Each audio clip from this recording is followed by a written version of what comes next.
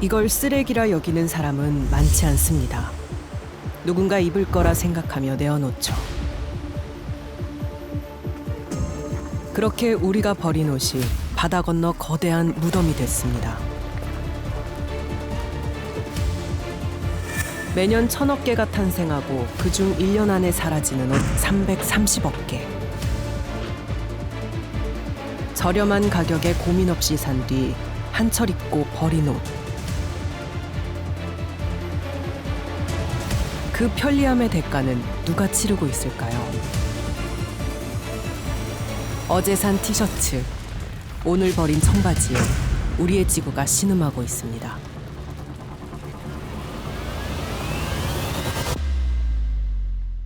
(70억) 명이 사는 이 지구에서 한 해 만들어지는 옷은 몇 벌이나 될까요? 놀랍게도 1000억 벌에 달한다는데요. 더욱 놀라운 것은 그중 약 33%, 다시 말해 330억 벌은 같은 해 버려진다고 합니다. 이 옷들은 어디로 가는 걸까요? 거친 파도가 부서지는 대서양. 그 연안에 자리 잡은 아프리카 가나의 수도 아크라.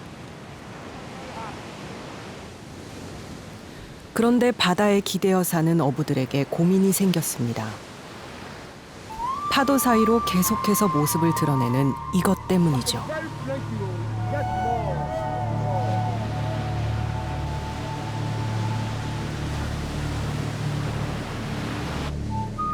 미역처럼 길게 엉킨 건 버려진 옷 뭉치. 파도를 따라 흘러온 옷 뭉치들을 건져내는 건 마을 사람들의 일상이 되었습니다.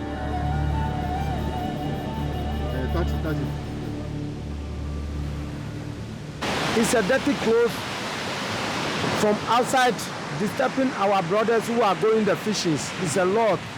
We don't know how to do it.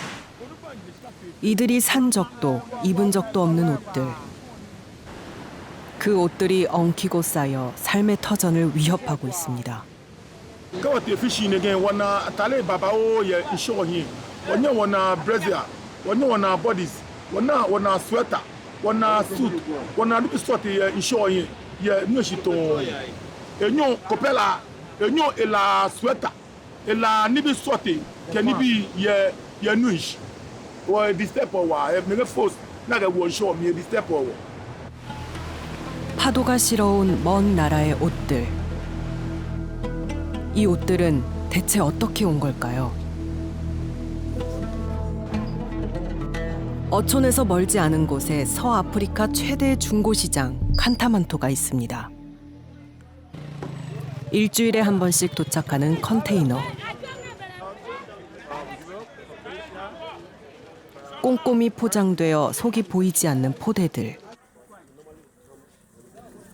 상인들은 포대를 싣고 시장 곳곳으로 흩어집니다. 포대 속에 담겨 있는 건 바로 헌옷. 칸타만토 시장의 주요 거래 품목입니다. 가나 인구는 3천만 명.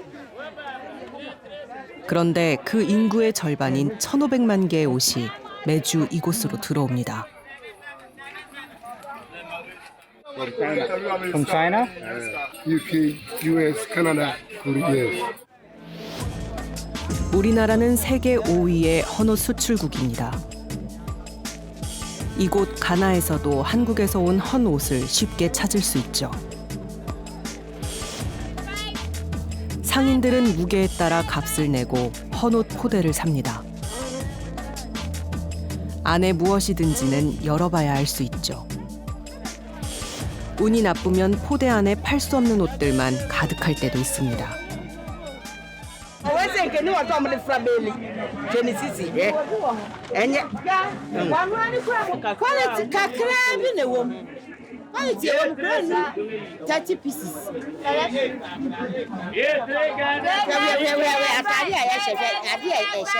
To customers.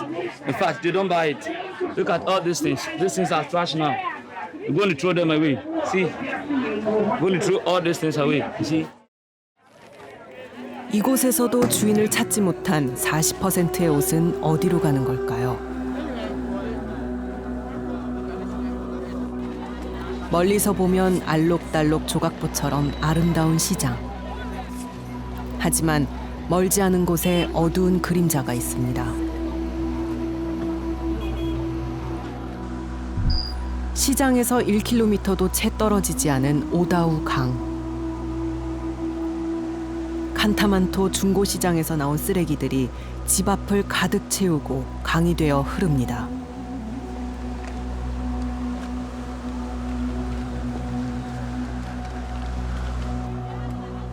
생계를 위해 받아들인 일은 생존을 위협하고 있습니다. 강 건너편 마을에는 집들 사이로 매립지가 보입니다.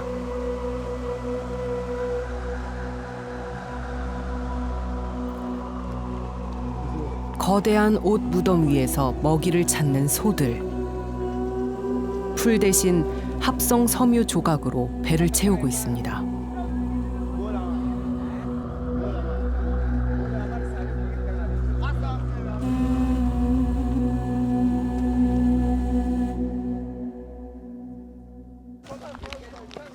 의류 폐기물의 심각성을 알리기 위해 가나에서 10년째 활동하고 있는 환경운동가 엘리자베스 리켓.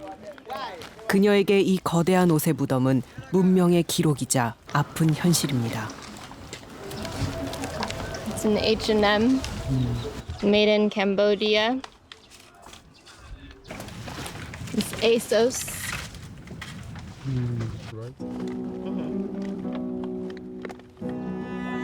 세계 곳곳에서 한철 입고 버려진 옷들이 썩지도 않고 쌓여가는 이곳. 쓰레기를 뒤져 생계를 이어가는 이에게도 헌옷은 쓸모없는 물건입니다.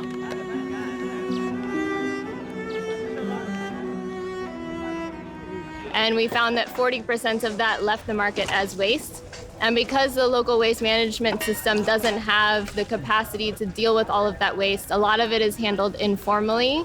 And so a lot of that waste is walked here or taken on small trolleys by individuals who dump it in these dump sites or burn it near the market. 쓰레기를 쌓을 공간이 넉넉지 않아 옷들은 얼마 못 가 태워집니다. You can see that it was a lot of clothing waste. So they burned this whole side and then it's burnt down there as well. 아름다움을 위해 만들어진 옷이 지구의 아름다운 낙원을 삼키고 있습니다. And all of that clothing is coming here because of fast fashion, overproduction, and overconsumption in the global north. Because essentially we produce more than we can buy, we buy more than we can use, and we need an outlet for that. And so that outlet has become the secondhand clothing trade, which a lot of people think is charity or they think that it's recycling. But actually a lot of it just ends up here where Kantamanto has to deal with it. 어쩌면 이 검은 연기가 아프리카 대륙을 뒤덮을지도 모르겠습니다. 저 너머에 산다고 믿는 우리는 책임이 없을까요?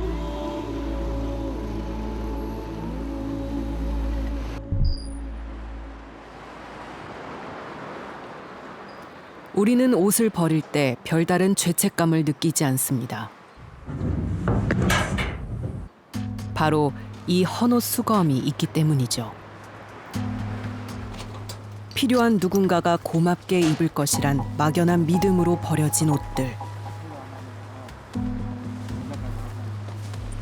인천에서 30년째 헌옷을 수거하고 있는 윤영아 씨는 최근 몇 년 사이 헌옷 양이 더 늘어난 것을 체감합니다. 6일에 한 번. 이제 바쁠 때 이사철이 많을 때는 3일에 한 번도 올 때 있습니다. 2주 정도 안 오면 어떻게 돼? 난리가 나죠. 밖으로 다 나와 있고. 예. 음식 이렇게 많이 좀 내놓으면 예. 이제 이사철이 많을 때는 보따리 이후에 다 올라가 있어요. 낡은 것들은 별로 없습니다. 더는 필요 없어 버리는 것들이죠. 정말 우리도 이제 수거하다 보면 좋은 거는 입을 정도로 새 거가 나와요. 포장도 안 뜯었어요. 이런 신발 같은 경우는 정말 새 거잖아요.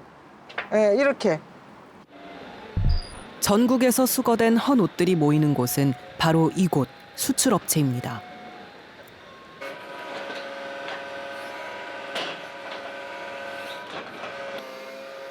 빈티지 매장 등 국내에서 소화되는 물량은 단 5%. 나머지 95%는 해외로 수출됩니다.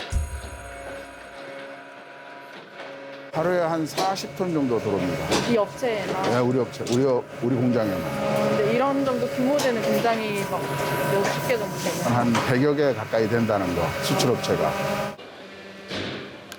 이곳에서 일하는 직원만 90여 명. 쉴 새 없이 쏟아지는 옷들을 분류합니다. 160가지로 분류된 옷들은 전 세계 개발도상국으로 수출되죠.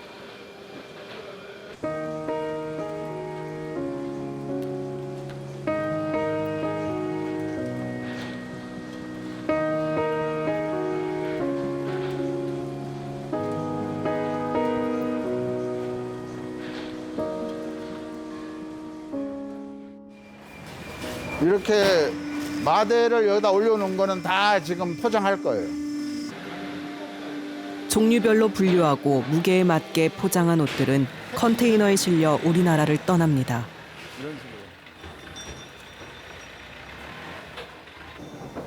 만약 해외로 가지 않는다면 모두 우리가 떠안아야 할 몫입니다. 작년 한 6월 달, 7월 달 경에 이제 전 세계 코로나19로 해서 전부 락다운 당해가지고 물건을 받지 않겠다, 해외 바이어가.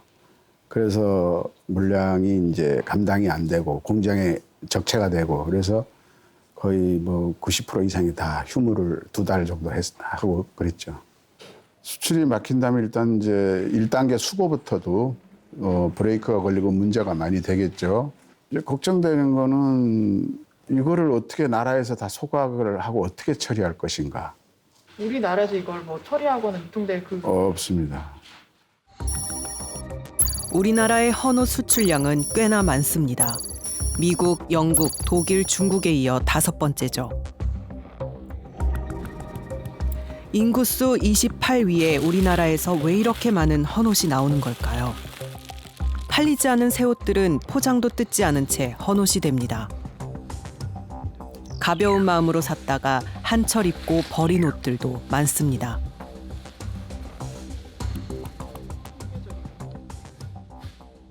비닐의 경우에 크게 인식을 하게 됐던 게 몇 년 전에 비닐 수거를 해가지 않았단 말이에요. 그래서 내 눈앞에 당장 쌓이는 걸 보면은 이거 너무나 불편하고 괴롭고 문제구나라고 느꼈던 건데 의류의 경우에 그렇지 않은 거죠.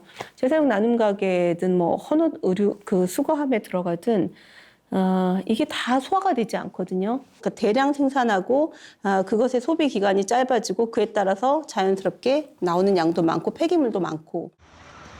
패스트 패션을 넘어 울트라 패스트 패션의 시대. 유행은 일주일 단위로 바뀌고 매주 신상품이 나옵니다. 이 트렌드를 이끄는 소비층인 20대를 만나봤습니다.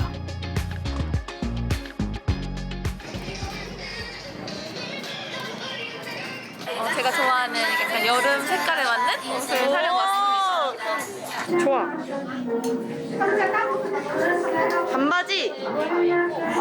오늘 약간 민트 사는 날이구나. 너무 민트가 너무 먹고 싶어.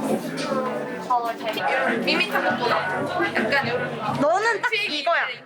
너는 이거야. 이걸로 갈까?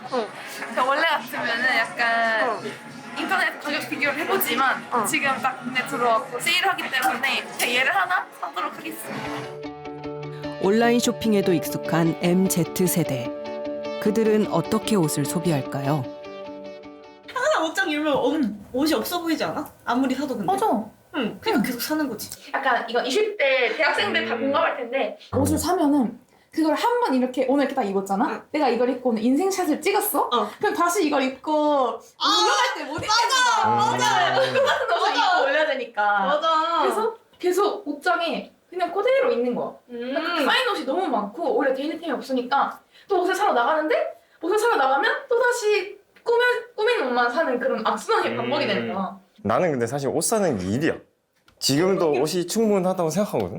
그래? 근데 뭔가 같은 옷을 다시 입기 좀 그렇단 말이야. 맞아. 특히 새벽이 위험해. 새벽에 핸드폰 켜서 완전 쇼핑몰 이렇게 엔센스로 돌아다니다 보면 예쁜 옷이 자꾸 뜨네? 그리고 이게 알고리즘이 맞아. 미쳤다니까? 내가 예를 들어서 뭐 빈티지 의류를 검색을 하거나 뭐 봄 원피스 치면은 갑자기 인스타그램 광고에 원피스가 뜨는 거야. 맞아. 심지어 너무 예뻐. 그 다음 또 보여줄 건 에블린데 이거 에블린 처음 앱에 들어가면은 나에 맞는 스타일을 추천해주기 위해서 쇼핑몰별로 이렇게 쫙 뜨잖아. 여기서 3개 이상 내가 좋아하는 스타일을 선택을 하는 거야. 이게 또 알고리즘으로 알고리즘을 해주려고 위해서. 추천해주려고. 이런 식으로 내가 아까 러블리한 거 눌렀잖아. 약간 되게 러플한 거 막 뜨지 막. 이렇게. 야, 너 옷장에 있을 것 같아. 그러니까 이게 좀 더 내가 사게 만드는 거야. 우리는 MZ세대의 의류 소비를 빅데이터를 이용해 분석해 보았습니다.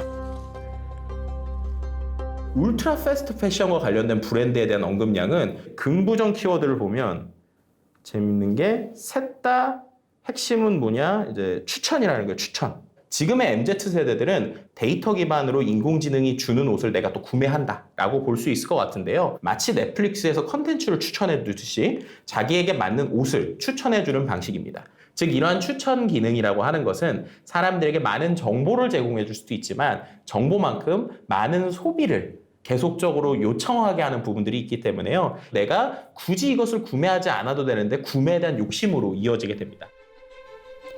우리가 항상 이렇게 많은 옷을 갖고 살았던 것은 아닙니다. 1980년대 1인당 옷 구입량은 현재 5분의 1 수준이었죠. 하지만 최근 더 많은 옷을 더 저렴하게 가질 수 있게 되면서 우리는 옷을 마치 일회용품처럼 다루고 있습니다.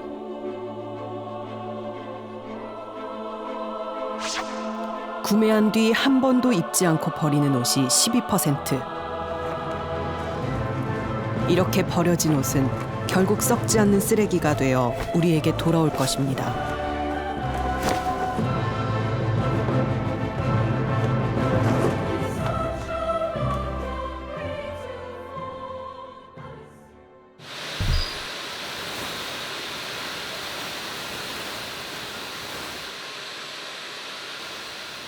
우리가 쉽게 산다고 해서 옷이 쉽게 만들어지는 건 아닙니다. 지금 이거는 염료실에서 염료를 타와서 기계 안에 들어가기 전에 믹서를 하고 있는 장면입니다. 의류를 생산할 때 중요한 과정 중에 하나인 염색. 이를 위해서는 엄청난 양의 물과 130도 이상의 열이 필요합니다.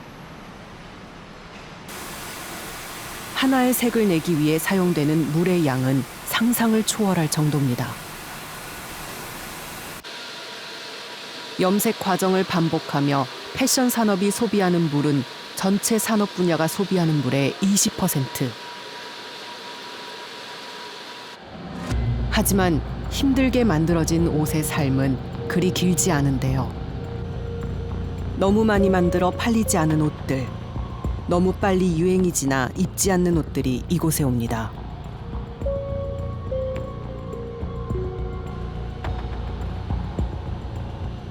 보통 여기 들어오는 옷들은요, 이제 봉제 공장에서 봉제를 하고 남은 쓰레기나, 그다음에 이제 가정이나 아니면 아파트 내 이제 그 헌옷수거함에서 나오는 것들, 그다음에 옷을 팔다가 남은 이월 상품들. 한철 입고 버려진 옷부터 주인을 못 만난 새 옷까지 여기 온 사연은 다양할 겁니다. 하지만 이곳에 오면 모두 같은 처지가 되죠.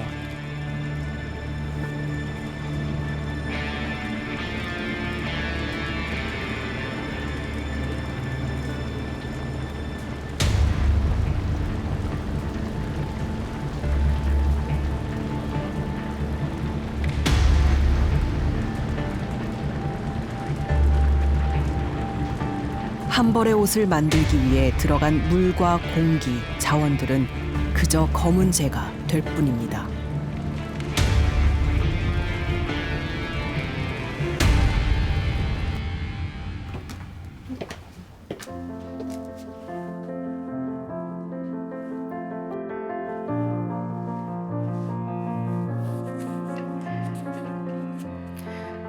번거롭지만 텀블러와 에코백을 챙겨 외출했던 경험 다들 있으시죠? 플라스틱 쓰레기 걱정 때문에 그러셨을 텐데요. 그동안 우리 삶을 편리하게 해줬던 일회용 플라스틱 용품들, 사실 수백 년 동안 썩지 않고 지구에 남습니다. 그런데요, 많은 옷들이 이 페트병과 같은 플라스틱 원료로 만들어졌다는 것 알고 계신가요? 그 옷들이 녹지도 썩지도 않고 미세 플라스틱이 되어 우리 주변을 떠돌고 있습니다. 수도권 지역의 식수원인 한강. 2,600만 명이 이 강에 기대어 살아갑니다. 환경 스페셜 제작진은 서울시립대 환경공학부 연구팀과 함께 한강 물속의 미세 플라스틱 농도를 조사해 보기로 했습니다. 20 마이크로미터의 필터가 달린 채집망에 물을 걸러 담습니다. 이렇게 채취한 물 속에 어떠한 종류의 미세 플라스틱이 있는지 분석할 겁니다. 수도권 시민들의 식수원인 한강 상류를 비롯해 팔당댐 인근의 한강 중류, 인구가 많은 서울 도심의 한강 하류까지 모두 3개 지점의 표층수를 채취했습니다.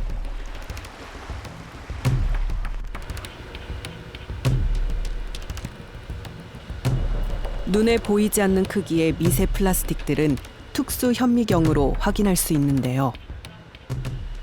검정색 부분 낀 것 같이 이 부분들이 다 PET거든요.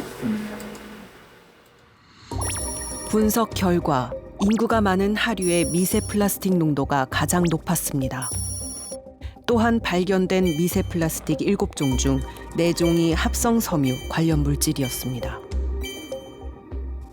PP라든가 폴리에스터 이런 걸 보게 되면 한 반 정도, 그러니까 50% 이상 정도가 섬유에서 기인됐다고 볼 수가 있겠습니다.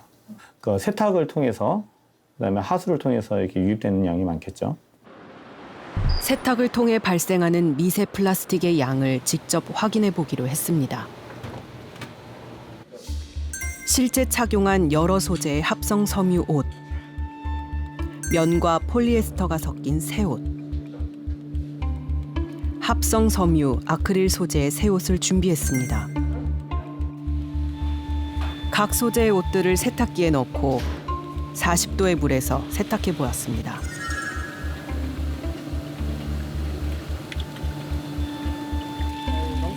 세탁과 헹굼 과정에서 자연스레 발생하는 세탁 폐수. 이 폐수를 여과 장치에 걸러 잔여물을 확인해 봤습니다.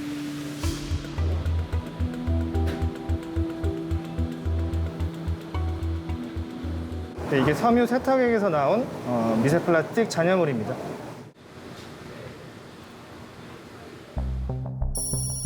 옷 1kg을 세탁할 때 섬유가 마모되며 나온 미세 플라스틱의 양은 많게는 67만 개에 달했습니다. 킬로그램당 50만 개. 근데 한 가정에서 한 번 빨래할 때 하면 한 4, 5kg 정도 본다 그러면 200만 개. 서울의 가정수 또 200만 호 뭐 이렇게 하게 되면은 엄청 또 커지는 거고요. 눈으로 보이는 플라스틱 같은 경우는 우리가 노력을 해서 수거를 하면 돼요. 가서, 그죠? 하지만 나노 플라스틱으로 이미 분해가 되면 이거를 수거한다는 거, 다시 해소한다는 거는 이론적으로 거의 불가능하고. 우리가 깨끗한 옷을 입기 위해 꼭 필요한 세탁. 그런데 섬유가 마모되면서 왜 미세 플라스틱이 발생하는 걸까요? 이유는 간단합니다. 많은 옷들의 소재가 플라스틱이기 때문이죠. 세상에는 다양한 모습의 플라스틱이 있습니다. 흔히 페트라고 하면 병을 떠올리지만 폴리에스터로 만든 티셔츠도 페트병과 같은 재료로 만들어졌습니다. 바로 PET입니다. 페트는 석유 화학 공장에서 원유를 정제할 때 나오는 에틸렌과 파라자일렌이 원료인데요. 이렇게 만든 페트는 틀에 맞춰 사출하면 병이 되고, 방사 기술로 실을 뽑아내 옷을 만들면 폴리에스터 티셔츠가 됩니다. 폴리에스터로 만든 옷들입니다. 페트병과 같은 소재죠. 우리는 플라스틱을 입고 있었던 겁니다. 그런데 우리는 왜 페트병과 같은 플라스틱으로 옷을 만들어 입게 된 걸까요? 면보다도 가격이 경쟁력이 있어요. 가격이 약 한 70% 내지 80% 정도로 저렴하고 강력이 좋습니다. 강력이 좋고 염색성도 우수하기 때문에 저렴하게 굉장히 폭이 넓은 의류에 사용이 될 수 있다는 것이죠. 1950년대 폴리에스터는 꿈의 소재로 각광받으며 저렴한 의류의 대량 생산 시대를 열었습니다.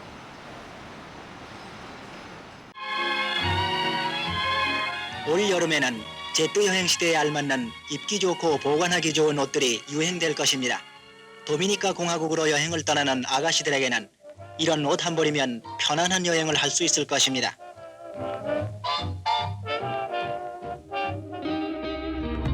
세탁이 쉽고 신축성 좋은 폴리에스터 소재의 개발은 빨래와 다림질로부터의 해방은 물론 패션의 대중화를 가져왔죠. 2000년대를 기점으로 폴리에스터의 생산량은 면을 앞질렀습니다.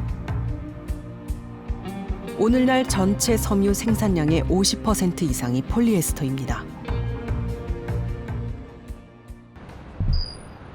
방글라데시의 수도 다카. 검은 연기가 멈추지 않는 이 땅엔 8천여 개의 의류 공장이 쉴 새 없이 돌아가고 있습니다. 낮은 임금의 노동력이 풍부한 방글라데시. 이 나라 국민 400만 명이 의류 산업에 종사하고 있습니다. 방글라데시는 중국에 이어 세계 2위의 의류 생산 기지로 글로벌 브랜드의 수많은 옷들이 이곳에서 만들어집니다. 다카의 대표적인 의류 생산 지역 케라니 간지. 이 지역은 방글라데시에서도 의류 마을이라 불리는 곳입니다. 2,000개의 작은 공장, 25만 명의 노동자들이 모인 이곳. 한 달 평균 임금은 12만 원 정도. 이곳의 저렴한 노동력을 바탕으로 방글라데시는 세계의 의류 공장이 되었습니다.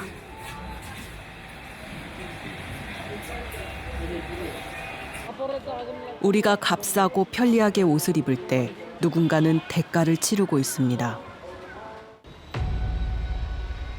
아무도 책임지지 않는 쓰레기 더미에서 말이죠.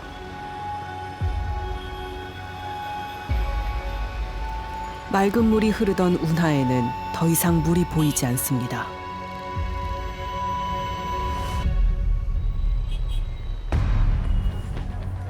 그 대신 옷을 만들고 남은 짜투리천과 버려진 옷 쓰레기가 그 자리를 메우고 있죠. 이곳 사람들은 옷의 탄생이 그저 즐겁지만은 않습니다. Day by day, the garments area is going up in here, and they are discharging and throwing their garbage on the canal because they don't have any proper plan where to throw and how to plant it and how to discharge it. They are killing this canal as well as the river because this canal is passing by the river. 운하와 맞닿은 강에는 이제 더 이상 물고기가 살지 않습니다.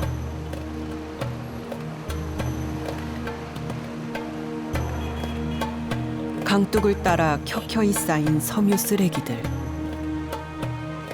값싼 옷을 샀던 즐거움 뒤엔 값을 매길 수 없는 대가가 따릅니다. 자연은 혹독하게 그 대가를 치르고 있었던 것이죠.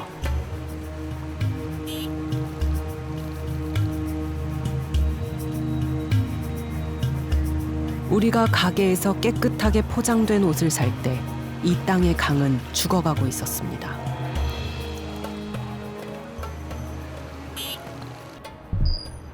멀리서 보면 상황은 더욱 심각합니다.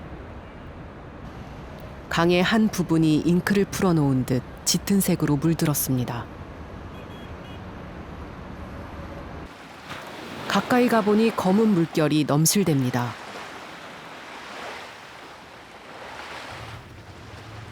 이 지역에서 활동하는 저널리스트와 함께 오염의 원인을 찾아보기로 했습니다.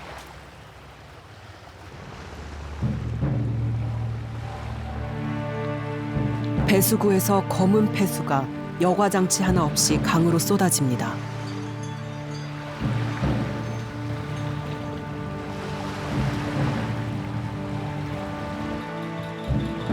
카메라를 넣자 칠흑 같은 어둠이 시야를 가립니다.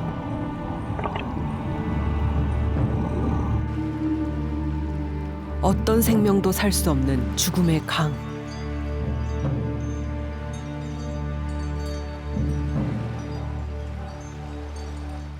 In that direction, there are almost 100 dyeing factories.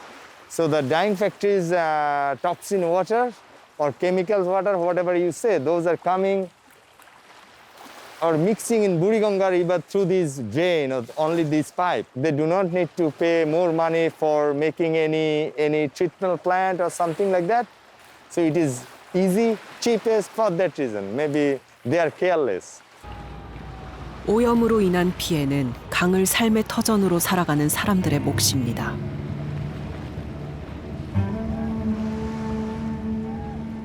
한때는 깨끗한 강의 주인이었을 그들 말이죠. 다카에서 30년이 넘게 일을 했다는 뱃사공들은 강의 변화를 실감하고 있습니다. আমরা এই সময় দেখছি পানিটা এই গাঙ্গের মাছ আমরা খাইছি পানি খাইছি এই পানিটা ভাত রাঁধছে গোসল করছি সব কিছু করছি এই পানিটা অন্য ভাই মাছ নাই কিছু নাই হাত থাকলেও মরে জায়গা ব্যাংক থাকলে মরে জায়গা একদম পানি এমন হয়েছে বিশুদ্ধ পানি কলকারখানার পানি আইয়া 다카의 다른 강들도 사정은 크게 다르지 않습니다. 지금 이 순간에도 하얀 거품은 끊임없이 쏟아져 나옵니다. 오염된 강은 바다로 흘러갈 겁니다. 그리고 전 세계를 돌고 돌아 무수한 생명들에게 돌아오겠죠. We appreciate Korean consumers for putting on Bangladeshi clothes. We are very happy for that. But at the same time, when you are putting on that cloth, you should also ensure that it produced in a green way, sustainably. It is not polluting any water and creating carcinogenic pollution to other population. We are not responsible for this climate change. We don't emit carbon at all. So the rich countries are responsible for this. So they should compensate it. 우리는 커피 한 잔 값으로 티셔츠 한 장을 구매합니다. 패션은 개성을 표현하는 값싸고 편리한 방법이라는 생각과 함께 말이죠. 하지만 정말 그럴까요? 이 옷이 우리 옷장에 오기까지 많은 사람들이 환경 가격을 부담하고 있습니다.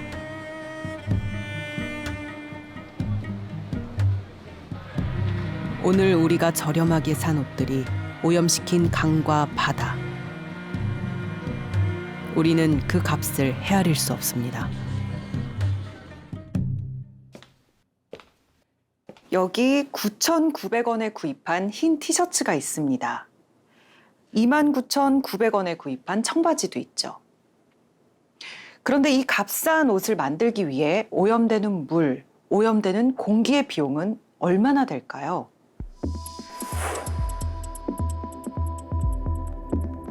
흰색 면 티셔츠를 한 개 만드는데 드는 물의 양은 얼마일까요? 무려 2,700리터. 한 사람이 3년간 마실 물의 양과 맞먹습니다.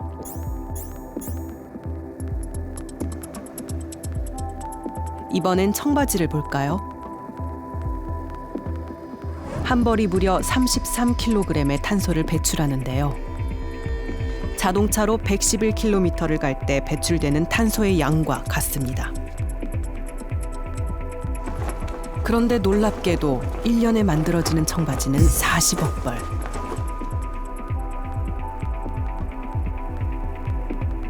이렇게 많은 옷들을 계속 만들어도 되는 걸까요? 사실 페트병 하나보다 티셔츠 한 장이 훨씬 많은 그 플라스틱 쓰레기거든요. 기후 위기를 불러일으키는 그런 원인 중에 하나인 거예요. 근데 그게 페트병처럼 잘 안 보이니까, 버려진 의류가 길거리에 잘 안 보이니까 문제 심각성을 못 느낄 뿐이에요. 설레는 마음으로 해외여행을 준비할 때 여행지에서 입을 다양한 옷은 빠질 수 없는 준비물이죠. 그런데 전 세계의 항공기보다 패션 산업이 더 많은 온실가스를 배출하는 것 아셨나요? 전 세계 온실가스 배출량의 10%가 패션 산업으로 발생하는데 이는 선박과 항공 산업의 배출량을 합친 것보다 많습니다.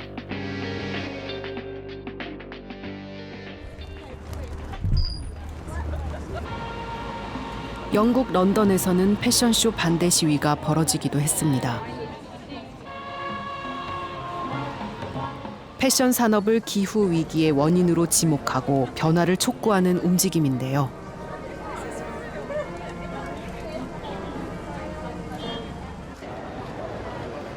한편 그 옆으로는 화려한 명품 옷을 입은 사람들이 포즈를 취합니다.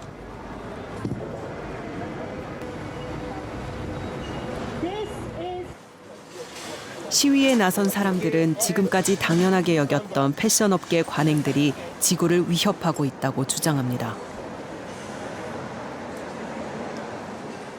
지금처럼 많은 양의 옷을 만들면서 환경 문제를 해결하긴 어렵다는 거죠.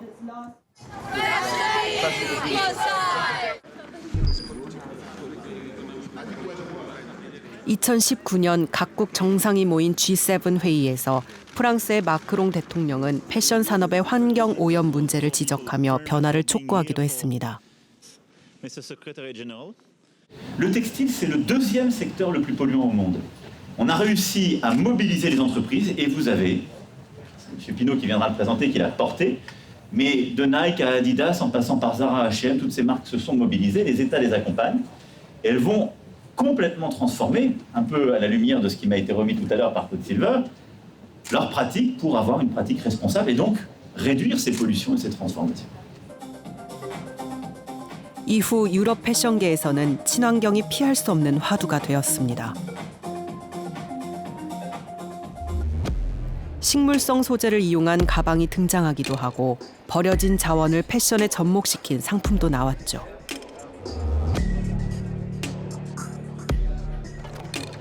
그중 가장 주목받은 소재는 폐페트병입니다. 한 번 사용하고 버려진 페트병을 화학적 반응을 일으켜 실로 뽑아낸 뒤 옷을 만드는 거죠. 이는 손쉬운 재활용 방법으로 여겨졌습니다. 우리나라 패션 기업들도 폐페트병 티셔츠를 앞다투어 생산하며 친환경 제품으로 홍보하고 있습니다.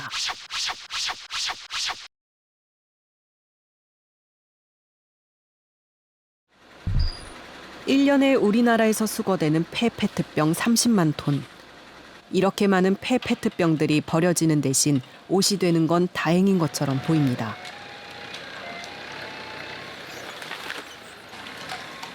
하지만 우리나라에서 수거되는 페트병들은 버려지지 않고 이 재활용 공장으로 옵니다.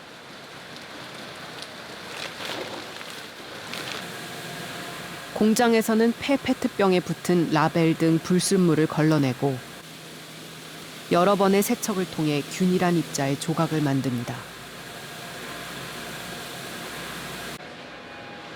이 조각들은 새로운 플라스틱 물건을 만들 원료가 됩니다. 옷이 되지 않더라도 아주 쓰임이 많은 소중한 원료죠. 저희 나라는 페트병은 거의 80% 이상 재활용이 된다고 보시면 됩니다. 인조솜 이런 곳에 쓰이고 또 한 약 30% 정도는 그 포장재인 시트로 만들어지게 됩니다. 그러니까 페트병의 수요는 정말 많아요. 페트병은 저희가 지금도 저희인데 주문이 아침 저녁으로 계속 보내달라고 들어올 정도로 주문이 많아요. 그런데 폐페트병으로 만든 옷이 친환경 아이템으로 유행하며 폐페트병의 가격이 치솟았습니다. 버려지는 페트병은 한정적인데 수요가 늘었기 때문이죠. 지금 단계에서 우리나라는 어떻게 보면은 페트병 구하기의 전쟁이에요. 페트 압축품의 가격은 지금 1월하고 지금하고 비교해 보면은 거의 한 60% 정도 올랐어요. 페트병으로 녹여서 만든 의류를 삼으로써 내가 바다를 청소하고 있다는 느낌? 뭐 이런 착각을 불러일으키는 건 전혀 관련이 없거든요. 전혀 관련이 없고. 사실 그건 실질적인 문제 해결 방식이 아니에요. 내가 과도하게 생산해서 남은 이 재화에 대해서 상품에 대해서 어떻게 처리할 거지 고민이 없어요. 그걸 뭐 외국에 보내든 불태우든 아니면 뭐 땡처리해서 판매를 하든 이런 데 대한 고민들은 없는 것이죠. 우리나라의 패션 기업들은 환경 문제를 얼마나 인식하고 있을까요? 매출이 가장 높은 7개 기업에게 물었습니다. 응답을 거부한 1개 기업을 제외한 모든 기업들은 의류 생산과 폐기 가정의 환경 문제를 인식하고 있었습니다. 그러나 4개의 기업은 여전히 재고를 소각하고 있고 문제 해결을 위해 생산량을 조절하겠다는 기업은 단 한 곳이었습니다. 전체 사회의 자원의 관점에서 버려지는 것이 적게 하기 위한 노력을 하고 있느냐는 봐야 된다는 거예요. 핵심은 생산을 조절해야 된다는 거죠. 그리고 프랑스가 재고 제품을 소각하지 못하게 했던 것처럼 한국은 그렇지는 않거든요. 우리도 그런 제도가 도입이 돼야 된다고 보고요. 누군가는 패션 산업의 관행이 환경오염의 주범이라고 말합니다. 단가를 줄이기 위해 필요 이상으로 생산하고 결국 팔리지 않는 옷들은 주인을 만나지도 못한 채 소각되거나 매립된다는 거죠. 옷을 만들기에 앞서 부담해야 하는 환경 가격부터 생각해봐야 하는 건 아닐까요? 유명 대기업들이 참여한 생활용 패션쇼. 국내 패션계에서도 친환경은 무시할 수 없는 화두가 됐습니다.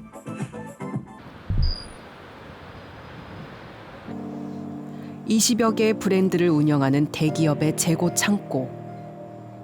고급 소재의 비싼 가격의 옷이라도 팔리지 않으면 소각을 피할 수 없습니다.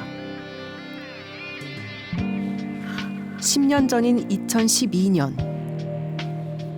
이 기업은 매년 소각하는 새 제품이 연간 40억 원 규모라는 것을 밝혔습니다. 팔리지 않은 새 옷을 소각하는 것은 기업들이 숨기고 싶어하는 관행입니다.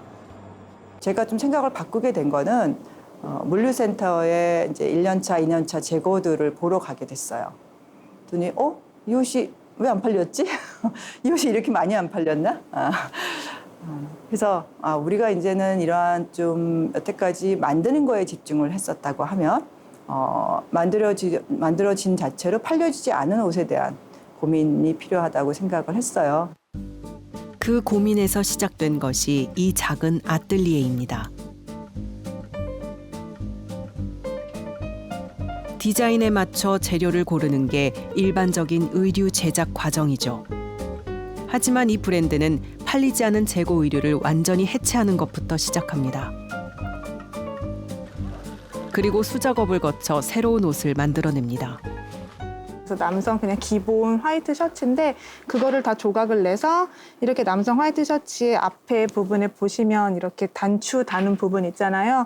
고기의 앞부분이랑 여기도 지금 보시면 그 뒷부분, 앞부분을 사용해서 그대로 다 이렇게 다 디테일처럼 사용을 했거든요. 여성의 좀 약간 볼륨감이 느껴질 수 있는 그런 탑 블라우스로 다시 재조합한 스타일이에요. 벌써 10년째 소각될 운명이었던 많은 옷들이 다시 입혀질 기회를 얻었습니다. 버려진 옷과 폐섬유를 모아 집을 만드는 곳도 있습니다. 겉으로 보기에는 평범해 보이는 집의 내부. 타일을 제외한 모든 벽면은 폐기물로 만들어졌습니다. 섬유 폐기물을 압축해 건축 내장재로 사용한 것입니다. 문짝과 이런 테이블 받침대 역할까지도 저희 소재로 만들었습니다. 고밀도로 인해 외부의 영향을 막아주고 그리고 그 안에는 우리 겨울옷이 따뜻함과 같이 단열성이 좋은 단열재로 만들었습니다.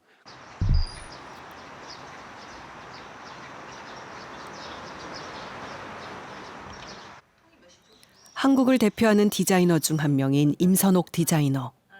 그녀는 제로웨이스트 브랜드를 10년째 운영하고 있습니다. 임선옥 디자이너의 작업실에서는 재단부터 완성까지 섬유 폐기물을 최소화하고 있습니다.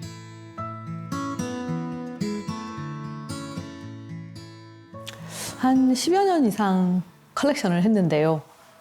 매 시즌에 새롭게 소재를 사입을 하고 또 그 사입한 소재를 시즌에 사용을 다 하지 못하면 폐기를 해야 되고 썩지 않는 상태인 거죠. 그 상태로 여기에 지구에 남아 있을 텐데 일단 나는 한 개의 소재만을 사용하겠다. 이 브랜드는. 임선옥 디자이너의 제로 웨이스트 브랜드는 옷 제작의 첫 과정인 재단부터 남다릅니다.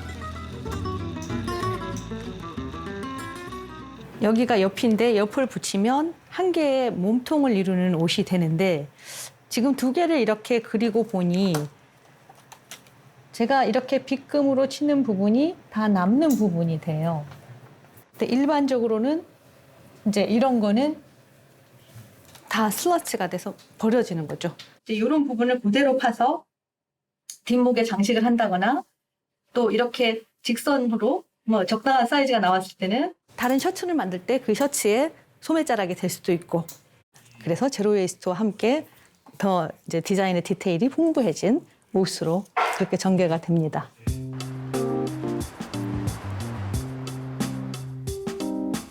임선옥 디자이너의 브랜드에는 재고가 없습니다. 팔리지 않은 옷들도 버려지지 않죠.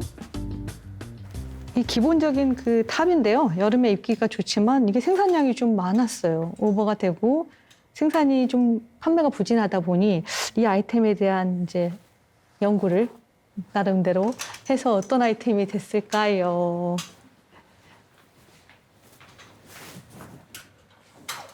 바로 이 디자인 됐습니다. 요 밑을 이렇게 싹둑 잘라서 싹둑 자른 요 부분이 이렇게 슬리브가 된 거예요. 프릴이. 그래서 하나의 디자인이 이렇게 변형될 수 있으므로 판매 부진에도 우리는 대안이 있다.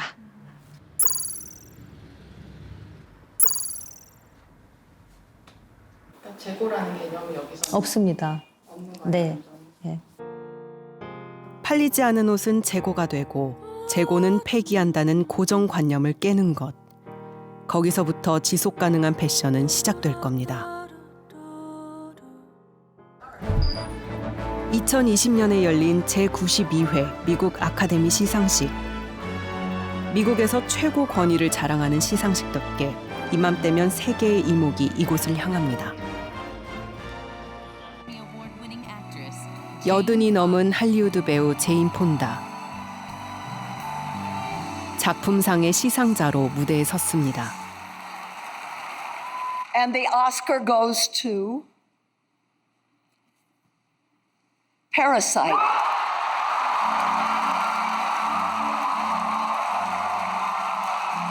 봉준호 감독의 기생충이 작품상을 받은 그날. 시상을 맡은 제인 폰다의 빨간 드레스 역시 화제가 됐습니다.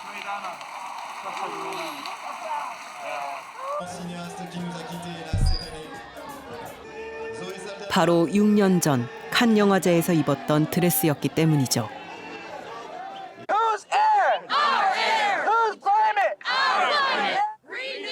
사실 그녀는 열정적인 환경운동가이기도 합니다. 백악관 앞에서 기후변화에 관한 시위를 주도하며 여러 번 체포되기도 했죠. 지구를 위해 더 이상 옷을 사지 않겠다고 밝힌 그녀는 늘 같은 빨간 옷을 입고 체포되었습니다. Thank you, BAFTA. This crisis is urgent. Urgent. It is too late for business as usual. We have to behave like our house is on fire because it is. And that's why we're calling 어제 내가 산 옷, 오늘 내가 버린 옷. 우리가 누리는 편리함의 이면에는 어두운 그림자가 있습니다. 책임지지 않는 풍요는 오래 갈 수 없죠. 오늘도 누군가는 모래 위에 성을 쌓습니다. 곧 무너질 옷 무덤을 앞에 두고도 매년 1000억 벌의 옷이 만들어지고 있습니다.